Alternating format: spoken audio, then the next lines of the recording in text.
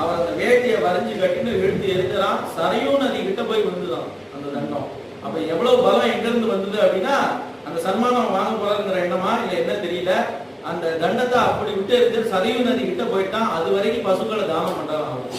அந்த காடுக்கு கிளம்புற சமயத்துல கூட எவ்வளவு பிரசன்னதை, எவ்வளவு கம்பீரம் அப்படின்னு பாக்குறாங்க. ஏன்னா தனக்கே எல்லாம் நஷ்டமாயிடுது. ஒருத்தன் வந்து ஏதாவது கேட்டா, எனக்கே ஒண்ணும் இல்லப்பா, எனக்கு என்கிட்ட வந்து கேட்கறேன்னு யாருமே சொல்லுவா. ஆனா அவனுக்கும் அள்ளி கொடுக்குற ஒரு ஹிருதயம் அவருக்கு தான் இருக்கும்.